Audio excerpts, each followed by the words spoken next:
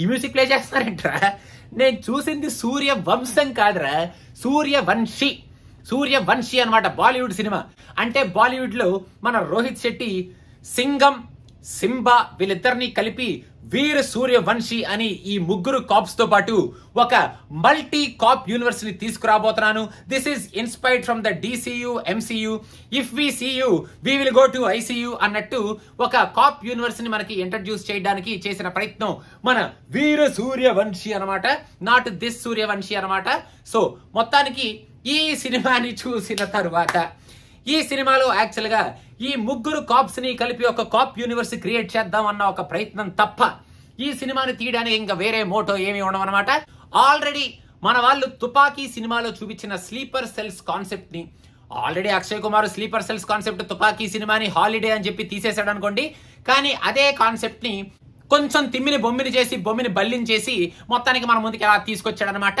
So ఈ సినిమాల్లో sleeper cells అని చెప్పి కొంతమందిని మన వాళ్ళు టెర్రరిస్ట్ కొంతమందిని ఇండియాకి పంపిస్తారనమాట.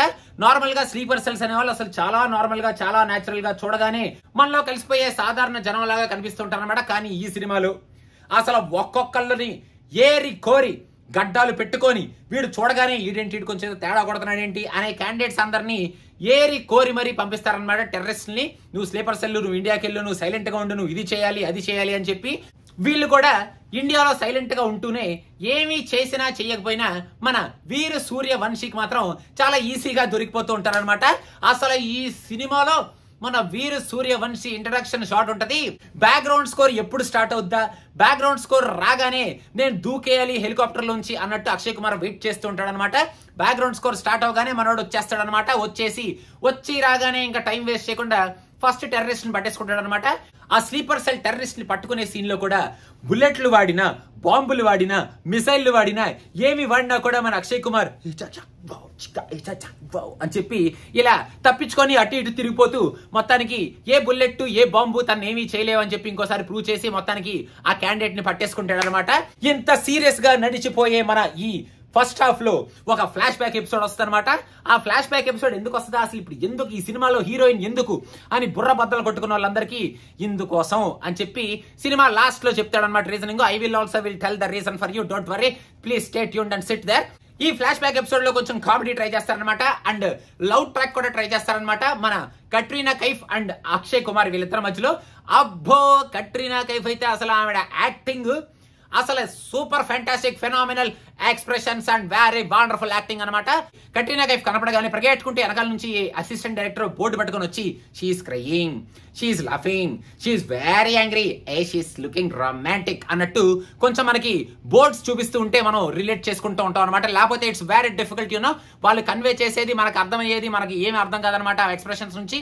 మొత్తానికి ఈ రేంజ్ లో ఫ్లాష్ బ్యాక్ ఎపిసోడ్ లో ఒక పిల్లి బిత్తిరి రీజన్ పెట్టి పిల్లోడికి బుల్లెట్ తగిలింది అని మన ఫ్లాష్ బ్యాక్ ఎపిసోడ్ ని కట్ చేసి వీళ్ళిద్దరిని సపరేట్ చేసి మళ్ళీ మన ప్రెసెంట్ జనరేషన్ లోకి తీసుకొస్తారనమాట.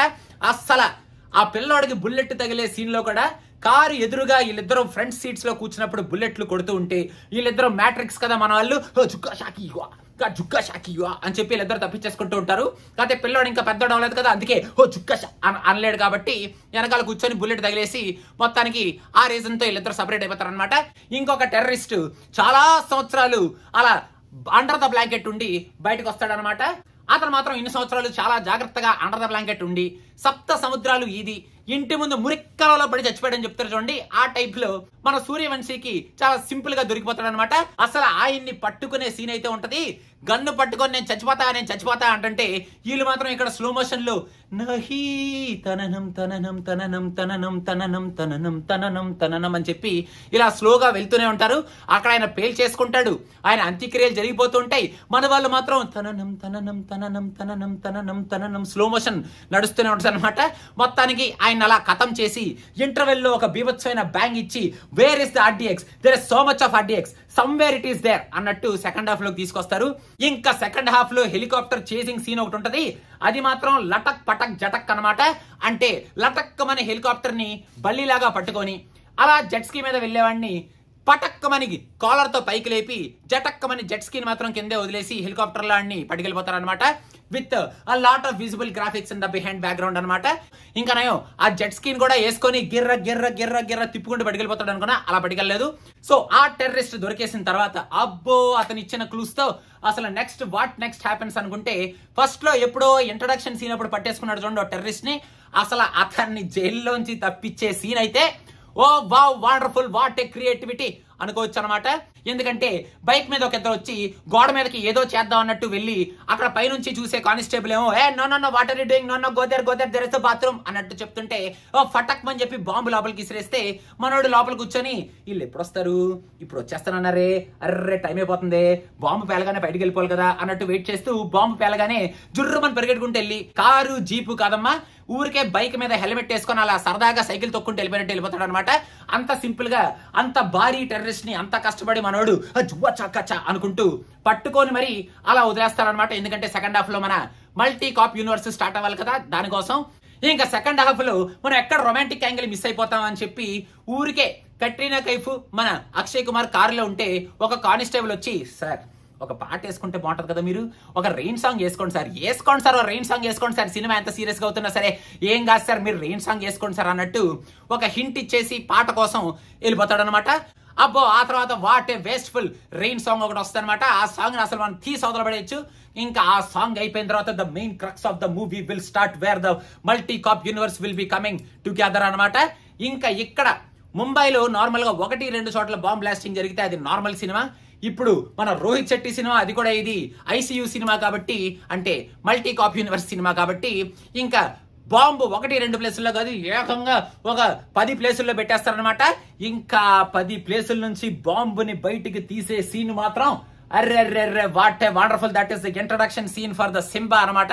యాక్చువల్ గా మన సింబా కార్ లోపల కూర్చోడు కదా, ఎప్పుడు కార్ బయట కూర్చొని తిరుగుతూ ఉంటాడు అనమాట, అలా రౌండ్ లేస్తూ ఉంటాడు. సో అదే కైండ్ ఆఫ్ ఇంట్రడక్షన్ షాట్ దీంట్లో కూడా వచ్చేస్తాడు అనమాట.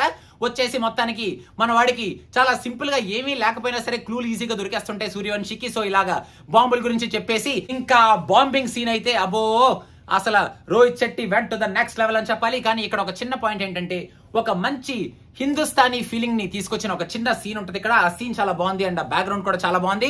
మన ఐరన్ మ్యాన్ న్యూక్లియర్ వెపన్ ని గాల్లో వదిలేసినట్టు ఈ కారు పట్టుకొని మన వాడు ఇంకొక 30 సెకండ్స్ ఉన్నాయి అనగా కారు జై జై అని నడుపుకుంటూ వెళ్ళి కరెక్ట్ ఇంకో 5 సెకండ్స్ లో బాంబు పేలిపోతుంది అనగా సింపుల్ గా ఒక షెడ్ చూసుకొని ఆ షెడ్ లో దుకాణంలోకి దీన్ని పంపించి మనోడు లటక్ అని చెప్పి బయటకు దూకేస్తాడనమాట.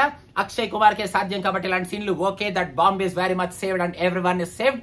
ఇంకా ఇక్కడ ఎంత అల్లకొల్లాలం జరుగుతుంటే this is where the importance of the Katrina Kaif character comes అనమాట.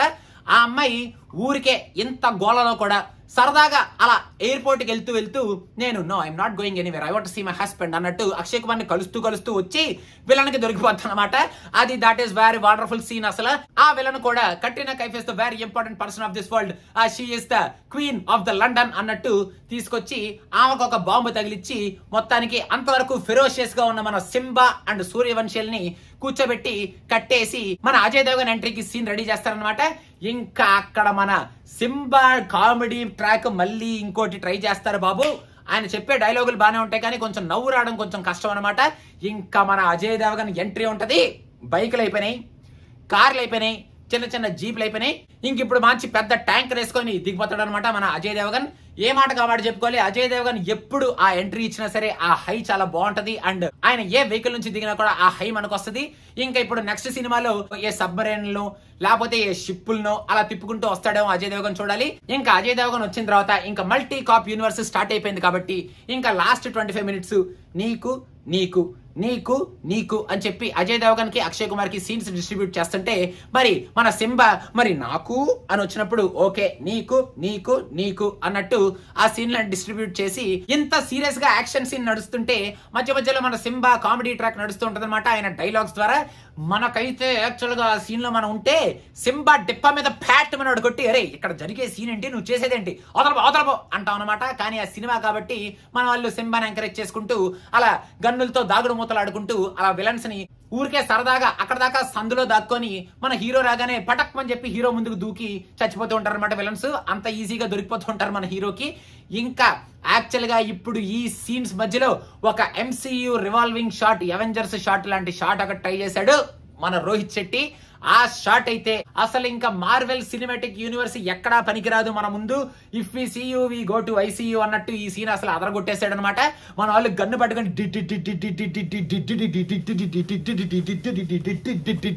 అన్నట్టు గన్నులు పట్టుకొని ఊరికే సరదాగా అలా పేలుస్తూ ఉంటారనమాట. మరి ఆ బుల్లెట్లు ఎటుపోతున్నాయో, ఎవడకి తగులుతున్నాయో, అసలు ఎవరికైనా తగులుతున్నాయో లేదో, ఆ గన్నులో అసలు బుల్లెట్లు ఉన్నాయో లేదో కూడా మనకు తెలియదు. మన వాళ్ళు మాత్రం ముగ్గురు రౌండ్ గా నించొని ఆ గన్ను వేడెక్కి బుల్లెట్లు కరిగిపోయే వరకు పేలుస్తాం అన్నట్టు పేలుస్తూ ఉంటారనమాట. లాస్ట్ లో 20 minutes యాక్షన్ సీన్ లో ముగ్గురు హీరోలు ఉన్నారు కాబట్టి ముగ్గురు హీరోకి ఇనఫ్ స్పేస్ ఇవ్వాలి కాబట్టి ఆడొకండి కొడితే ఈడొకండి తంతాడనమాట, ఈడొకండి తండితే ఆడొకండి గుద్దుతాడనమాట, మళ్ళీ ఆడొకండి గుద్దితే ఈడొకండి గిల్లుతాడనమాట. ఆ టైప్ ఆఫ్ సీన్లు లాస్ట్ లో మొత్తం 20 minutes లాగి ఈ ముగ్గురు హీరోల్ని కలిపి ఈ ముగ్గురు హీరోల చేతుల్లో 3 గన్నులు పెట్టి ఆ ముగ్గురు హీరోలకి 3 సీన్లు ఇచ్చి ఆ 20 minutes కోసం ఈ సినిమాని అంతా తీసాడనమాట.